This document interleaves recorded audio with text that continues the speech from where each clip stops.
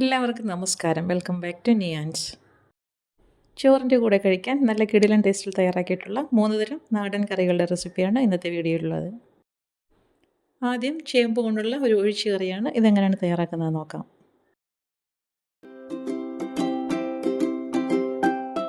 ഈ കറി തയ്യാറാക്കുന്നതിന് വേണ്ടി ഇതാ ഈ ഒരു വലിപ്പത്തിലുള്ള 2 ചേമ്പ് എടുത്തിട്ടുണ്ട്. ഇടത്തരം വലിപ്പത്തിലുള്ള 2 ചേമ്പാണ് എടുത്തിരിക്കുന്നത്. നന്നായിട്ട് ഇതിനെ ഒന്ന് തൊലി കളഞ്ഞ് വൃത്തിയാക്കി എടുക്കാം. എടുത്ത് വെച്ചിരുന്ന 2 ചേമ്പ് ഇതേപോലെ നന്നായിട്ട് തൊലി കളഞ്ഞതിന് ശേഷം ഒന്ന് കഴുകി വൃത്തിയാക്കി എടുക്കാം. ഈ കഴുകി വൃത്തിയാക്കിയ ചേമ്പ് നമുക്കൊന്ന് കട്ട് ചെയ്തെടുക്കണം. കറിക്കിടാനുള്ള കഷ്ണങ്ങളെന്ന് വെച്ചാൽ സാധാരണ നമ്മൾ ഉരുളക്കിഴങ്ങ് കറിക്കൊക്കെ അരിയുന്ന ആ ഒരു രീതിയിൽ ഇതിനെ ഒന്ന് അരിഞ്ഞെടുക്കണം. ഒരുപാട് വലിയ പീസസായിട്ട് കട്ട് ചെയ്തെടുക്കണ്ട.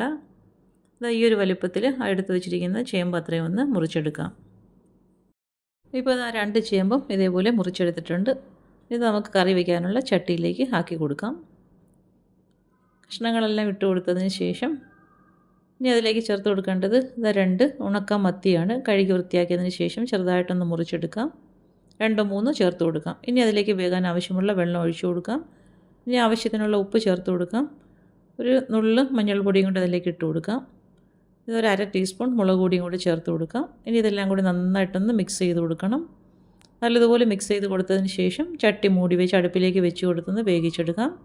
അപ്പോൾ അത് വേകാൻ വെച്ചതിന് ശേഷം നമുക്ക് അരപ്പ് തയ്യാറാക്കാം. അതിനുവേണ്ടി മിക്സിയുടെ ജാറിലേക്ക് ആവശ്യത്തിനുള്ള തേങ്ങ ചിരകിയത് ഇട്ട് കൊടുക്കാം. ഇനി ഇതിലേക്ക് 1/2 ടീസ്പൂൺ നിറയെ മുളക് പൊടി ചേർത്ത് കൊടുക്കാം. മുളക് പൊടി ഇട്ട് കൊടുത്തതിന് ശേഷം ഒരു നുള്ളു മഞ്ഞൾപ്പൊടിയും കൂടി ചേർത്ത് കൊടുക്കാം. ഇനി ഇത് 1 ടീസ്പൂൺ മല്ലിപ്പൊടിയും കൂടി ചേർത്ത് കൊടുക്കുന്നുണ്ട്. ഒരു നുള്ളു ഉലുവയും കൂടി ചേർത്ത് കൊടുക്കാം. ഇനി 3-4 ചെറിയ ഉള്ളി ചെറുതായിട്ട് അരിഞ്ഞതും കൂടി ഇട്ട് കൊടുക്കാം. ഇനി അരയാൻ ആവശ്യമുള്ള വെള്ളം ഒഴിച്ച് കൊടുത്തതിന് ശേഷം നന്നായിട്ട് ഇതിനെ ഒന്ന് അരച്ചെടുക്കണം. ഈ ഒരു രീതിയിൽ നന്നായിട്ട് അരച്ചെടുത്തിട്ടുണ്ട്. അപ്പോൾ വേകാൻ വെച്ചിരുന്ന ചേമ്പിൻ്റെ കഷ്ണങ്ങളൊക്കെ ഒന്ന് തുറന്ന് ഇളക്കി കൊടുക്കാം. അപ്പോൾ കഷ്ണങ്ങളൊക്കെ അത്യാവശ്യം നന്നായിട്ട് വെന്ത് വന്നിട്ടുണ്ട്. ഇതേപോലെ നന്നായിട്ടൊന്ന് ഇളക്കി കൊടുത്തതിന് ശേഷം കഷ്ണം എടുത്ത് വെന്തിട്ടുണ്ടോ എന്ന് നോക്കാം. അപ്പോൾ ചേമ്പ് നന്നായിട്ട് വെന്ത് വന്നിട്ടുണ്ട്. അപ്പോൾ ഈ ഒരു സമയത്ത് നമുക്ക് ഇതിലേക്ക് ഇനി പുളിക്ക് ആവശ്യമുള്ള മാങ്ങ ചേർത്ത് കൊടുക്കാം. ഒരു 3-4 കഷ്ണം മാങ്ങ ഇതിലേക്ക് ഇട്ട് കൊടുക്കുന്നുണ്ട്. മാങ്ങ ഇട്ട് കൊടുത്തതിന് ശേഷം നന്നായിട്ട് ഒന്നുകൂടെ ഒന്ന് ഇളക്കി കൊടുക്കാം. ഇനി മാങ്ങയും കൂടെ ഒന്ന് വെന്ത് വരുന്നത് വരെ ചട്ടി ഒന്ന് മൂടി വെച്ച് കൊടുക്കാം. മാങ്ങ പെട്ടെന്ന് തന്നെ വെന്ത് കിട്ടുമല്ലോ. അപ്പോൾ ഇതേപോലെ തുറന്നതിന് ശേഷം നമുക്കിതിലേക്ക് അരച്ച് വെച്ചിരിക്കുന്ന അരപ്പൊഴിച്ച് കൊടുക്കാം. അരപ്പൊഴിച്ച് കൊടുത്തതിന് ശേഷം ആവശ്യത്തിനുള്ള വെള്ളവും കൂടി ഇതിലേക്ക് ചേർത്ത് കൊടുക്കാം. അപ്പോൾ ചേമ്പ് ആയതുകൊണ്ട് തന്നെ കറി പെട്ടെന്ന് തിക്കായി വരും. അപ്പോൾ അതിനനുസരിച്ചുള്ള വെള്ളം നമുക്ക് ആദ്യമേ ചേർത്ത് കൊടുക്കണം. വെള്ളവും ചേർത്ത് കൊടുത്തതിന് ശേഷം നന്നായിട്ടൊന്ന് മിക്സ് ചെയ്ത് കൊടുക്കാം. ഇതേപോലെ നന്നായിട്ടൊന്ന് സ്പൂൺ ഉപയോഗിച്ചൊന്ന് ഇളക്കി കൊടുക്കാം.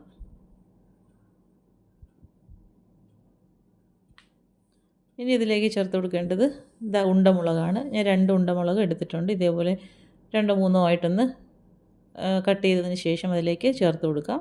ഇനി കുറച്ച് കറിവേപ്പിലയും കൂടി ഇട്ട് കൊടുക്കാം.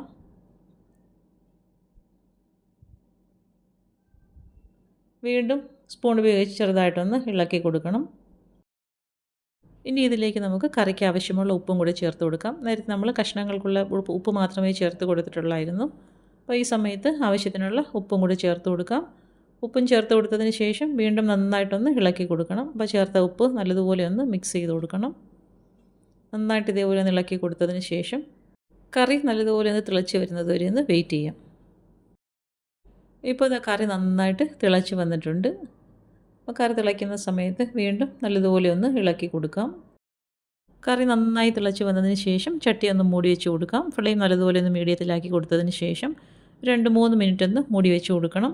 വീണ്ടും ഇതേപോലെ തുറന്നിട്ടൊന്ന് ഇളക്കി കൊടുക്കാം. അപ്പോൾ കറി നന്നായിട്ട് പരുവായി വന്നിട്ടുണ്ട്.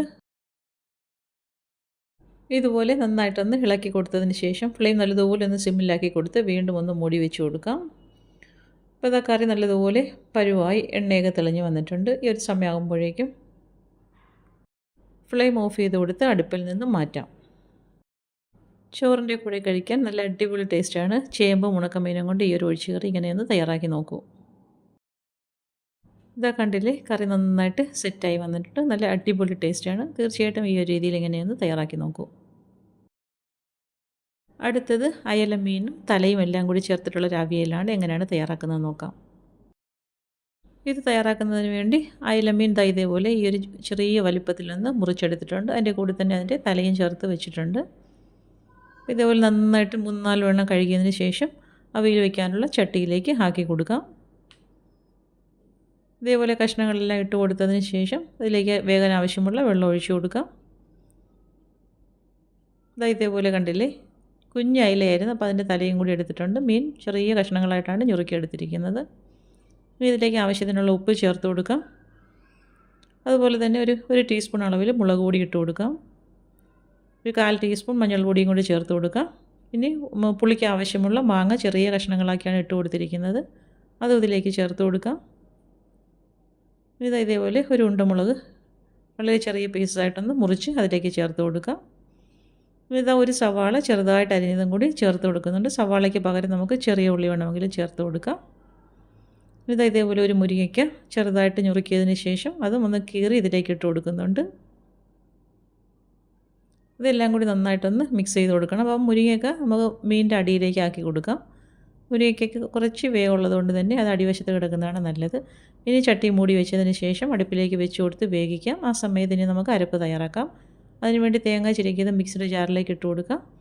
ഒരു നുള്ളു ഉലുവ ഇട്ട് കൊടുക്കുന്നുണ്ട്. അതേപോലെ ഒരു 1/4 ടീസ്പൂൺ അളവിൽ മഞ്ഞൾപ്പൊടിയും കൂടി ചേർത്ത് കൊടുക്കാം. ഒരു 1/2 ടീസ്പൂൺ ഇഞ്ചി ചതച്ചതും കൂടി ചേർത്ത് കൊടുക്കുന്നുണ്ട്. ഇതൊരു 3-4 ചെറിയ ഉള്ളിയും കൂടി ഇട്ട് കൊടുക്കാം. ഇതൊന്ന് അരച്ചെടുക്കണം. ഈ ഒരു പരുവത്തിൽ ഇതിനൊന്ന് അരച്ചെടുക്കാം. അപ്പോൾ ഇത് അടുപ്പിലേക്ക് വെച്ച് കൊടുത്തിരുന്ന കഷ്ണങ്ങളൊക്കെ നന്നായിട്ട് വെന്ത് വന്നിട്ടുണ്ട്. അയല മീനൊക്കെ ആയതുകൊണ്ട് തന്നെ പെട്ടെന്നത് വെന്ത് കിട്ടും. നല്ലതുപോലെ ഒന്ന് ഇളക്കി കൊടുത്തതിന് ശേഷം അരച്ച് വെച്ചിരിക്കുന്ന അരപ്പ് ഇതിലേക്ക് ഇട്ട് കൊടുക്കാം. അരപ്പ് ഇട്ട് കൊടുത്ത് ഒന്ന് ലെവൽ ചെയ്ത് കൊടുത്തതിന് ശേഷം വീണ്ടും ചട്ടി ഒന്ന് മൂടി വെച്ച് കൊടുക്കാം. അരപ്പൊക്കെ ഒന്ന് ആവി കയറി വരണം. ഇതേപോലെ നിരത്തി കൊടുത്തതിന് ശേഷം കുറച്ച് കറിവേപ്പിലയും കൂടി ഇട്ട് കൊടുക്കാം. ഇട്ട് കൊടുത്തതിന് ശേഷം ചട്ടി മൂടി വെച്ച് കൊടുക്കാം. 2 മിനിറ്റോളം അങ്ങനെ വെച്ചതിന് ശേഷം വീണ്ടും മൂടി തുറന്ന് നന്നായിട്ടൊന്ന് ഇളക്കി കൊടുക്കാം. അപ്പോൾ നമ്മുടെ അവിയൽ റെഡിയായി കഴിഞ്ഞിട്ടുണ്ട്. മുരിങ്ങയൊക്കെ നന്നായിട്ട് വെന്ത് വന്നിട്ടുണ്ട്. ഈ ഒരു രീതിയിൽ നന്നായിട്ടൊന്ന് ഇളക്കി കൊടുക്കാം. ഇളക്കി കൊടുത്തതിന് ശേഷം ഇനി ഇതിലേക്ക് കുറച്ച് വെളിച്ചെണ്ണയും കൂടെ ഒഴിച്ചു കൊടുക്കണം. വെളിച്ചെണ്ണ ഒഴിച്ചു കൊടുത്തതിന് ശേഷം വീണ്ടും നന്നായിട്ടൊന്ന് ഇളക്കി കൊടുക്കാം. നല്ല സൂപ്പർ ടേസ്റ്റാണ്. അയല മീനും തലയും കൂടി ചേർത്ത് ഇങ്ങനെയൊന്ന് ഈ അവിയൽ തയ്യാറാക്കി നോക്കൂ. ചോറുണ്ണനാണെങ്കിൽ പിന്നെ വേറെ കറിയൊന്നും വേണ്ട, ഈ ഒരു അവിയൽ മാത്രം മതിയാകും. അപ്പോൾ അത് അവിയൽ സെറ്റായി കഴിഞ്ഞ് അടുപ്പിൽ നിന്നും മാറ്റി കൊടുക്കാം. അതായത് കണ്ടില്ലേ, കാണുമ്പോൾ തന്നെ അറിയാമല്ലോ എത്രത്തോളം ടേസ്റ്റ് ആയിരിക്കുമെന്നുള്ളത്. അപ്പോൾ ഈ ഒരു രീതിയിൽ അയല മീനും തലയും എല്ലാം കൂടെ ചേർത്ത് അവിയൽ ഇങ്ങനെയൊന്ന് തയ്യാറാക്കി നോക്കൂ. അടുത്തത് പപ്പടവും നേന്ത്രക്കായും കൊണ്ട് തയ്യാറാക്കിയിട്ടുള്ളൊരു തോരനാണ്. അപ്പോൾ ഇതെങ്ങനെയാണ് ചെയ്യുന്നത് നോക്കാം. ഈ ഒരു തോരൻ തയ്യാറാക്കുന്നതിന് വേണ്ടി 2 പച്ച നേന്ത്രക്കായ തൊലിയൊക്കെ കളഞ്ഞ് നന്നായിട്ടൊന്ന് കഴുകി വൃത്തിയാക്കി എടുത്തിട്ടുണ്ട്. ഇനി ഇതിനെ ഒന്ന് അരിഞ്ഞെടുക്കണം. അപ്പോൾ ഇതേപോലെ 4ആയിട്ടൊന്ന് പിളർത്തിയതിന് ശേഷം നമ്മൾ തോരൻ വെക്കുന്ന ആ ഒരു വലുപ്പത്തിലൊന്ന് അരിഞ്ഞെടുക്കാം. തോരനൊക്കെ വെക്കാൻ നേന്ത്രക്കായ എടുക്കുമ്പോൾ ഒരുപാട് അങ്ങ് വിളഞ്ഞു പോകാത്ത കായ നോക്കി എടുക്കുന്നതാണ് നല്ലത്. അപ്പോഴാണ് തോരനൊക്കെ നല്ലൊരു ടേസ്റ്റ് കിട്ടുകയുള്ളൂ. അപ്പോൾ അത് എടുത്ത് വെച്ചിരിക്കുന്ന 2 നേന്ത്രക്കായും ഈ ഒരു രീതിയിൽ അരിഞ്ഞെടുത്തിട്ടുണ്ട്. ഇനി അരിഞ്ഞെടുത്തത് അങ്ങോട്ട് മാറ്റി വയ്ക്കാം. ഇനി നമുക്കിതിലേക്ക് ചേർത്ത് കൊടുക്കേണ്ടത് പപ്പടമാണ്. അപ്പോൾ അത് കുറച്ച് പപ്പടം എടുത്ത് വയ്ക്കാം. ഒരു 4-5 പപ്പടമുണ്ട്. അതങ്ങോട്ട് എടുത്തതിന് ശേഷം ഇതാ ഒരു ബൗളിലേക്ക് കുറച്ച് വെള്ളം ഒഴിച്ച് വയ്ക്കുന്നുണ്ട്. ഇനി അതിലേക്ക് ഓരോ പപ്പടം ഇട്ട് കൊടുത്ത് നല്ലതുപോലെ ഒന്ന് മുക്കി കുതിർത്തെടുക്കണം. നമുക്ക് പപ്പടം ഒന്ന് ചുരുട്ടിയെടുക്കാനുള്ളതാണ്. അപ്പോൾ അതുകൊണ്ട് നന്നായിട്ടൊന്ന് കുതിർന്ന് വരണം. വെള്ളത്തിലിട്ട് നന്നായിട്ടൊന്ന് കുതിർത്തതിന് ശേഷം ഇതേപോലെ ഇതിനെ ഒന്ന് ചുരുട്ടിയെടുക്കാം. ഇതേപോലെ ഒന്ന് വെച്ച് കൊടുത്തതിന് ശേഷം 2 ഭാഗത്തും ഇതേപോലെ ഒന്ന് ചുരുട്ടിയെടുക്കാം. ചുരുട്ടിയിട്ട് പകുതി കഴിഞ്ഞതിന് ശേഷം 2 സൈഡ് ഇതേപോലെ ഒന്ന് മടക്കി കൊടുക്കണം. വീണ്ടും അതേപോലെ തന്നെ ഒന്ന് ചുരുട്ടിയെടുക്കാം. എന്നിട്ട് സൈഡൊന്ന് നന്നായിട്ടൊന്ന് പ്രസ് ചെയ്ത് കൊടുത്താൽ മതിയാകും. ഇനി ഇതിനെ നമുക്കൊന്ന് മുറിച്ചെടുക്കണം. അപ്പോൾ പപ്പടത്തിൻ്റെ വലുപ്പത്തിനനുസരിച്ച് മുറിച്ചെടുത്തോളൂ. 2ആയിട്ടോ 3ആയിട്ടോ ഒക്കെ മുറിച്ചെടുക്കാം. വീണ്ടും ഇതേപോലെ പപ്പടം കുതിർത്തതിന് ശേഷം നേരത്തെ ചെയ്തതുപോലെ തന്നെ ഒന്ന് ചുരുട്ടിയെടുക്കാം. ചുരുട്ടിയെടുത്തിട്ട് ഇതേപോലെ ഒന്ന് കട്ട് ചെയ്തെടുക്കാം. നമുക്ക് വലിപ്പത്തിനനുസരിച്ച് 2ആയിട്ടോ 3ആയിട്ടോ ഒക്കെ ഒന്ന് കട്ട് ചെയ്തെടുക്കാം. അപ്പോൾ ആ എടുത്ത പപ്പടം എല്ലാം ഇതേപോലെ ചുരുട്ടി കട്ട് ചെയ്തെടുത്തിട്ടുണ്ട്. ഇനി നമുക്ക് തോരൻ വയ്ക്കാം. അതിന് വേണ്ടി കായ അരിഞ്ഞത് നന്നായിട്ടൊന്ന് കഴുകി ചട്ടിയിലേക്ക് ഇട്ട് കൊടുക്കാം. ഇനി വേകാൻ ആവശ്യമുള്ള വെള്ളവും കൂടി ഒഴിച്ചു കൊടുക്കാം. ഇനി അതിലേക്ക് ആവശ്യത്തിനുള്ള ഉപ്പും കൂടെ ചേർത്ത് കൊടുക്കാം. ഉപ്പും ഇട്ട് കൊടുത്തതിന് ശേഷം ചട്ടി മൂടി വെച്ച് അടുപ്പിലേക്ക് വെച്ച് കൊടുത്ത് വേവിച്ചെടുക്കാം. അപ്പോൾ കായ വേകുന്ന സമയം കൊണ്ട് അരപ്പ് തയ്യാറാക്കാം. അതിനുവേണ്ടി മിക്സിയുടെ ജാറിലേക്ക് തേങ്ങ ചിരകിയത് ഇട്ട് കൊടുക്കുന്നുണ്ട്. ആവശ്യത്തിനുള്ള തേങ്ങ ഇട്ട് കൊടുത്തതിന് ശേഷം ഒരു 1/4 ടീസ്പൂൺ അളവിൽ മുളക് പൊടി ചേർത്ത് കൊടുക്കാം. ഒരു നുള്ള് മഞ്ഞൾപ്പൊടിയും കൂടെ ചേർത്ത് കൊടുക്കാം. ഒരു 1/4 ടീസ്പൂൺ ജീരകവും 2 വെളുത്തുള്ളി അല്ലിയും കൂടി ഇട്ട് കൊടുത്തൊന്ന് ചതച്ചെടുക്കാം. ഇതേപോലെ ഒന്ന് ചതച്ചെടുത്ത് മാറ്റി വയ്ക്കാം. കായ അടുപ്പിലേക്ക് വെച്ചിരുന്നത് ഒന്ന് തിളച്ച് ഇങ്ങനെ ഒന്ന് റെഡിയായി വന്നിട്ടുണ്ട്. ഒരു പകുതി വേഗമായി വന്നിട്ടുണ്ട്. നല്ലതുപോലെ ഒന്ന് ഇളക്കി കൊടുക്കാം. ഇളക്കി കൊടുത്തതിന് ശേഷം തയ്യാറാക്കി വെച്ചിരിക്കുന്ന പപ്പടം ഇതിലേക്ക് ഇട്ട് കൊടുക്കാം. പപ്പടം ഇട്ട് കൊടുത്തതിന് ശേഷം ഇത് ചട്ടി വീണ്ടും ഒന്നുകൂടി ഒന്ന് മൂടി വെച്ച് പപ്പടവും കൂടി ഒന്ന് വേവിച്ചെടുക്കാം. അപ്പോഴേക്കും കായ നന്നായിട്ട് വെന്ത് കിട്ടും.